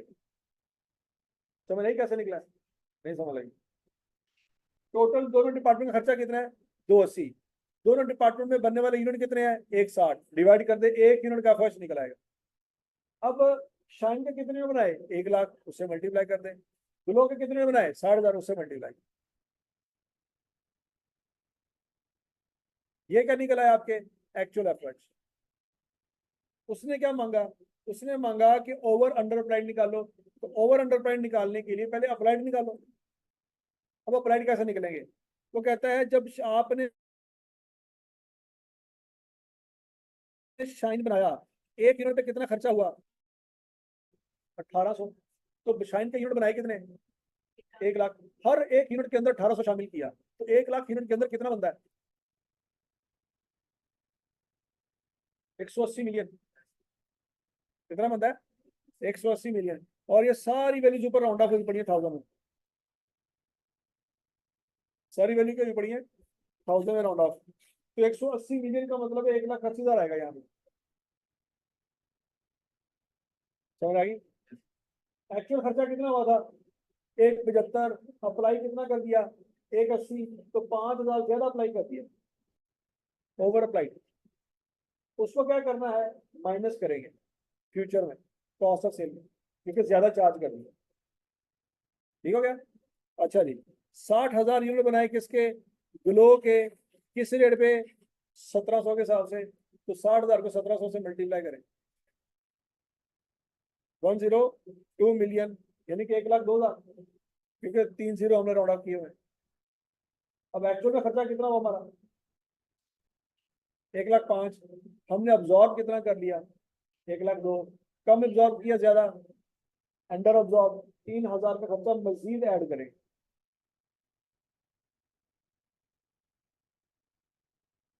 यहाँ तक की बात समझ आ गई बच्चों की? ठीक हो गया। तो ये उसने सवाल पूछा था, compute product wise actual overhead for shine and glow, ये समझ आ गई बात। Compute the product wise under over absorb production overhead, ये भी बात नहीं समझ आ गई बच्चों? ये आपका सवाल था। अब जरा देखो कौन कौन से सवाल हमारे कवर हो गए। ये जो ऊपर मैंने सारे हाईलाइट किए हुए हैं, ये तो हुए पड़े हैं। एक और हमने आज खड़का दिया, कौन सा, ब्राइट लिमिट खड़का दिया।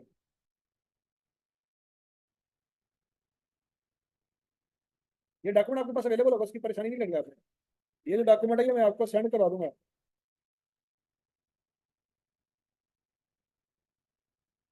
ठीक है, समझना जरूरी है यहाँ पे कि हो क्या रहा है। 4 महीने नोट तो करते आए हैं, उन समझ लो।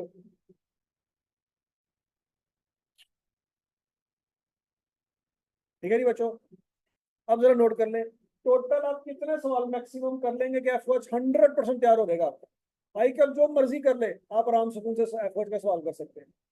कितने सवाल है जी, 1 2 3 4 5 6 7 8 9 10, 10 सवाल है, 11। कितने सवाल है जी, ये ओमेगा लिमिट 2 दफा है, ये एक ही सवाल है।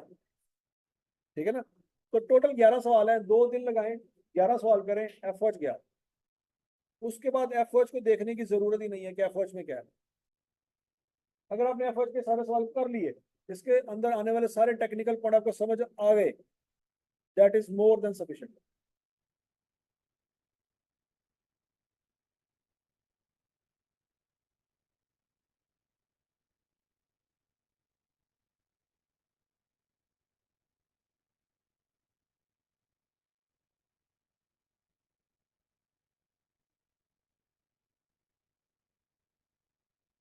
समझ आ गई नहीं? चलो जी, अब हम ये जरा आटम 13 का सवाल है, जायका लिमिटेड, वो ट्राई करते हैं।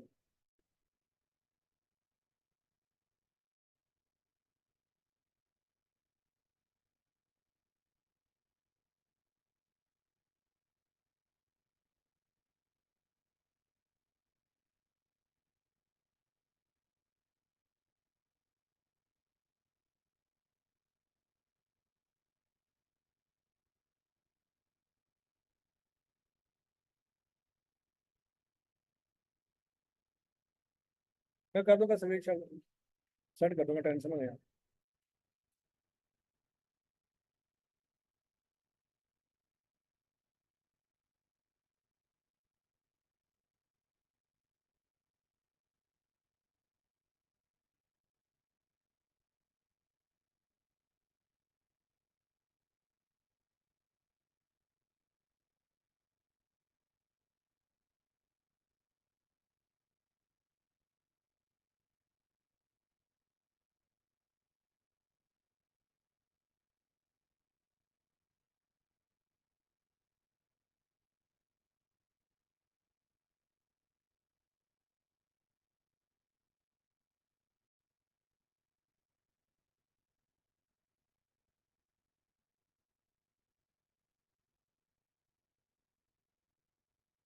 अच्छा जी, सवाल देखिए बच्चों, आटम 2013 में आया था। Zaika limited is engage in the business of manufacturing fruit jam. क्या बनाते दिए? It has 3 production and 2 service department. Following information is available from ZL's record for the month of August 2013. Okay. Rent and rates, indirect wages, general lighting, power, ये खर्चे हैं। Depreciation भी दिया है। Further, following information available to the department is as follow. Production department, selection, jam making, bottling, storage, distribution. ये service department है 3 और 2 production department.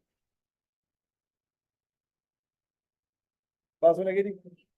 अब ये देखो जानबूझ के उसने यहाँ पे क्या लिखा हुआ है, ये फर्स्ट में नहीं आ रहे और कुछ ऐसे लेजेंड होंगे जो इसको भी डिस्ट्रीब्यूट करके आ रहे हैं फर्स्ट में। तो बात समझ आ रही कि नहीं आ रही? इसका सवाल से कोई लेना देना नहीं है, जानबूझ के आई आपने डाला है ताकि पता लगे कि बच्चों को पता भी होता है कि एफर्ज क्या होता है। तो जिसको तो बेसिक कॉमन सेंस है कि एफर्ज में डायरेक्ट वेजेस हो नहीं सकते, उसको पता होगा ये लाइन का कोई ताल्लुक नहीं है हमारे सवाल से।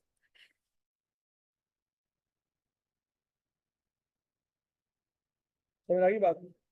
अच्छा जी, पावर कंज्यूम किलोवाट आवर्स, ठीक हो गया। Floor area 1500, light points, production hours, labour hours per bottle, cost of machinery.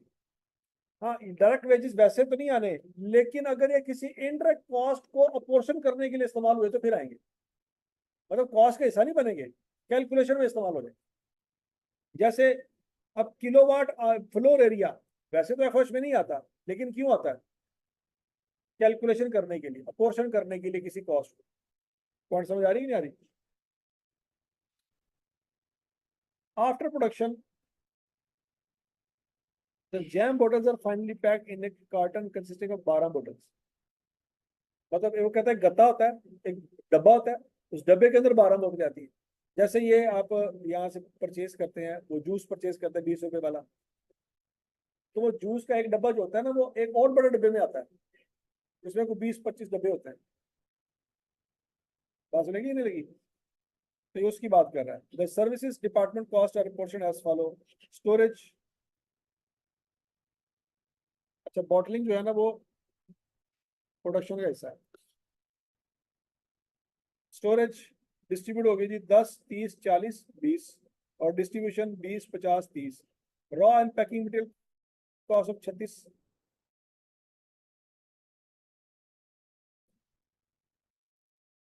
Rupees 36, labour cost of 25। 16 number का सवाल है।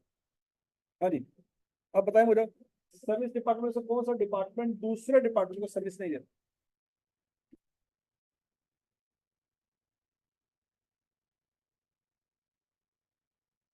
हाँ जी,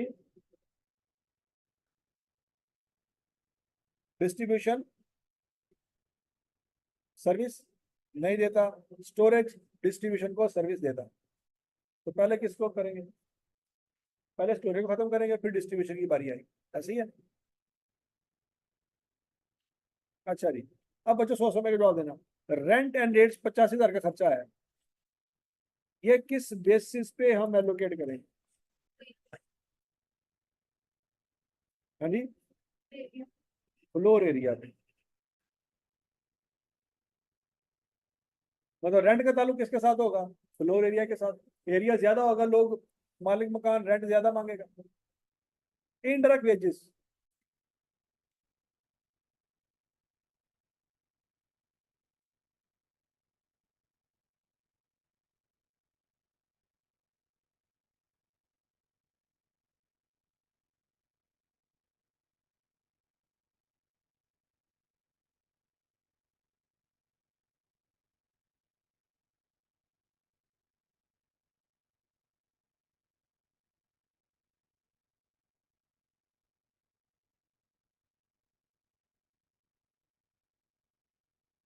हाँ भाई बताया भाई,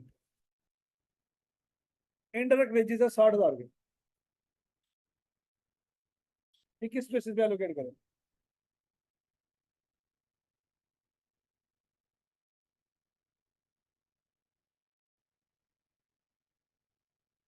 लेबर के बेस पे करेंगे तो पहले 3 पार्टों में जाएंगे, आखिर 2 में तो जाएंगे नहीं।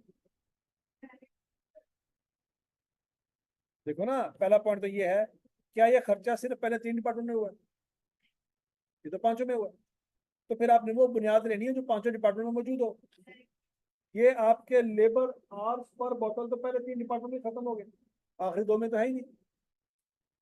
फिर अब प्रोडक्शन आर की बेस पे वो भी नहीं, आखिरी 2 डिपार्टमेंट प्रोडक्शन आ रहा ही नहीं। आपके पास क्या बचता है? या तो डायरेक्ट वेजेस बचते हैं, या फ्लोर एरिया बचता है, या लाइट पॉइंट्स बचते हैं। लाइट पॉइंट से मुराद सिंपल ये है कि कितने बल्ब लगे हुए।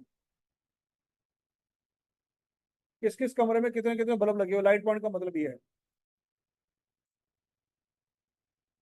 नहीं समझ रहे? ठीक हो गया। तो बताएं जी किस बेसिस पे डिस्ट्रीब्यूट करें डायरेक्ट लेबर को। अब हमारे पास कोई चारा नहीं है डायरेक्ट लेबर को यूज किए बगैर। जहां पे डायरेक्ट लेबर ज्यादा होगी वहां पे डायरेक्ट लेबर भी ज्यादा होगी। कैसे बना? डायरेक्ट लेबर से क्या मुराद है? डायरेक्ट लेबर से मुराद है जो प्रोडक्शन में इन्वॉल्व है। इनडायरेक्ट लेबर से क्या मुराद है? यार उन लोगों को पानी शानी पिला दिया, कोई चीज की जरूरत पड़ गई उनको चीज भाग के जाके ला दी। वो जो ऑफिस बॉय टाइप होते हैं वो इनडायरेक्ट लेबर होते हैं। तो इनडायरेक्ट लेबर तो हर डिपार्टमेंट में होगी। कैंटीन में भी इनडायरेक्ट लेबर बैठी होगी। बात समझ लगी है? कैंटीन में डायरेक्ट लेबर कौन सी होगी, इनडायरेक्ट लेबर कौन सी होगी?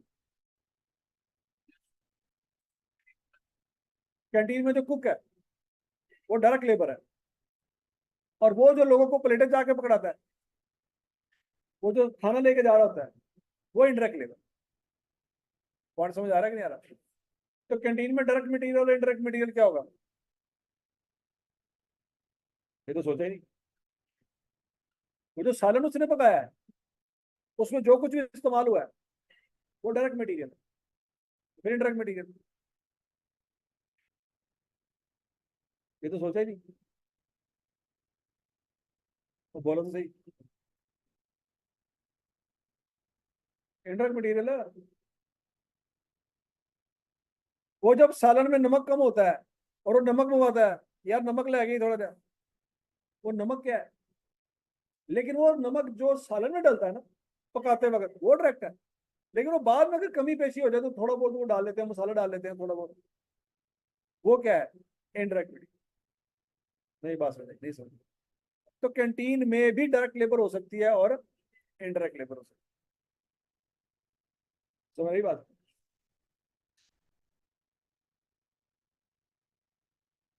अच्छा जी। तो लेकिन बच्चों याद रखना, कैंटीन की डायरेक्ट लेबर भी कंपनी के लिए इनडायरेक्ट लेबर है। हम अकाउंटेंट है कंपनी के, कैंटीन के नहीं। तो जो डायरेक्ट लेबर आपके सर्विस डिपार्टमेंट की है वो कंपनी के पॉइंट ऑफ व्यू से वो इंटरेक्ट लेबर है। क्यों? वो डायरेक्ट लेबर कभी होती ही ना अगर प्रोडक्शन डिपार्टमेंट ना होते। कुक का आपने चार डालना है।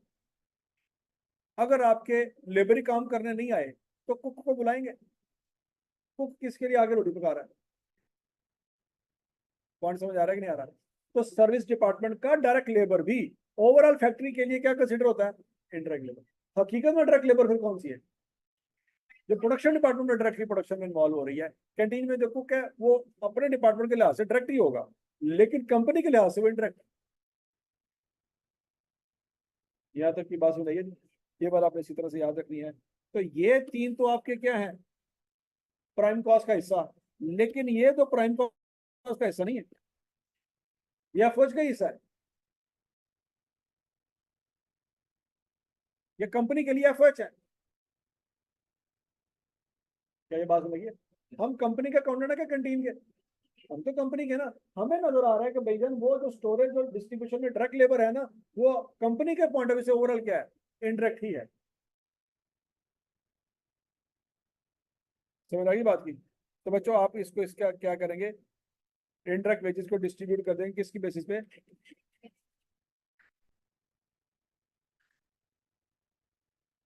और जनरल लाइटिंग को number of light points.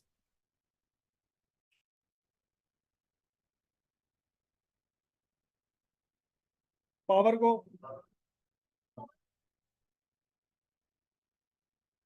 Kilowatt hours. ये बात समझ आ रही है? ये जनरल लाइटिंग लेना और पावर लेना क्यों है?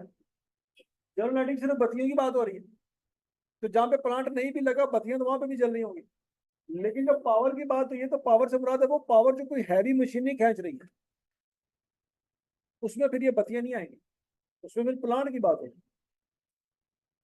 समझ लगी है? तो वहां पे किलोवाट आवर्स की उसने बात की है। तो आप देख रहे हो यहाँ पे किलोवाट आवर कितने कितने हैं। सिलेक्शन में इतने किलोवाट आवर नहीं है जितने किलोवाट आवर जैम मेकिंग में है। यहाँ तक की बात समझ आ रही है नहीं आ रही? क्योंकि मेजर प्लांट कहाँ पे लगा होगा? जैम मेकिंग में प्लांट लगा हुआ है, सिलेक्ट मटेरियल सिलेक्ट करना है आपने, उसमें तो नहीं ना प्लांट लगा हुआ।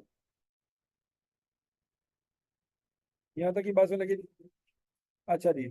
और डेप्रिसिएशन किस बेसिस पे एलोकेट होगी बच्चों? कॉस्ट ऑफ मशीनरी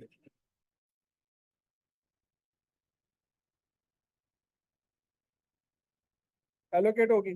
और फिर उसके बाद पहले आप किसको डिस्ट्रीब्यूट करेंगे कॉस्ट निकालने के बाद? पहले स्टोरेज को डिस्ट्रीब्यूट कर देंगे, फिर डिस्ट्रीब्यूशन की बारी आ जाएगी। ठीक हो गया। और जब यूनिट बन जाएगा तो उसमें बच्चों रॉ एंड पैकिंग मटेरियल, ये बेसिकली क्यों बता रहा है, ये डायरेक्ट लेबर की कॉस्ट है, सॉरी डायरेक्ट मटेरियल की कॉस्ट है। किसकी कॉस्ट है? और वो डायरेक्ट लेबर की कॉस्ट है। इसको और इसको जमा करेंगे, एफ एच ऊपर से आएगा, तीनों को जमा करेंगे, पर यूनिट प्रोडक्ट कॉस्ट निकल आएगी। बात समझ लगी कि नहीं लगी? तो हर बॉटल की आपने कॉस्ट निकालनी है, निकाल लेंगे जी। ये बच्चों आपका आज का होमवर्क है। अब सुन लें गौर से। ब्राइट लिमिटेड हो गया, और कौन सा हो गया? जिया, वीनस, फैसल, प्लूटो, कैलिफोर्निया। इसकी मैं आज आपको वीडियो प्रोवाइड कर देता हूँ, ये आपने प्रैक्टिस करने हैं। और हमने कौन सा किया जी? जायका। ये भी जो किया वो कौन सा किया? जायका। तो जायका भी हो गया। इसमें कोई मसला होगा तो कल दोबारा डिस्कस कर लेंगे। ठीक है जी। तो एक, दो, तीन, चार, पाँच, छः, सात, सात क्वेश्चन आपने देख देख के सॉल्व कर लेंगे आज के दिन में। बाकी रह गए दो सवाल, आपका एफर्ट खत्म। कल आपका एफर्ट तैयार हो जाएगा। ये सारे सवाल आपने 10-11 सवाल अगर आज जाके कर लेते हो तो एफर्ट को दोबारा पूरा इस महीने में तैयारी करने की जरूरत नहीं है। एफर्ट गया, 1 या 2 दिन में अगर आपने आज का दिन लगाया और कल का दिन लगाया, एफर्ट के सारे सवाल कर लिए 11 सवाल, तो 12वां सवाल करने की जरूरत नहीं है आपको। ठीक हो गया नहीं? ये रिवीजन प्लान का मकसद समझ आ रहा है? सिर्फ यही सवाल करने जो एक्सेल की शीट में मैंने आपको दिए, बस और कोई करने की जरूरत नहीं है। जब जब आपको लगे कि इस टॉपिक में मैंने ये सवाल कर लिए हैं, तो दिल को तसल्ली दे लो कि टॉपिक मेरा हो गया। अगला टॉपिक, उसके 11 सवाल है, कर लिए, दिल को तसल्ली दे लो कि टॉपिक मेरा हो गया। ठीक है जी। तो आप अगले 28-29 दिनों में आराम सुकून से डेली बेसिस पे 2-3 घंटे लगा के कॉस्ट अकाउंटिंग खड़का सकते हैं। मैं करवा दूं। ठीक हो गया जी। ऑनलाइन स्टूडेंट्स आपको समझ आ गया आपने टारगेट क्या और आपने करना क्या है?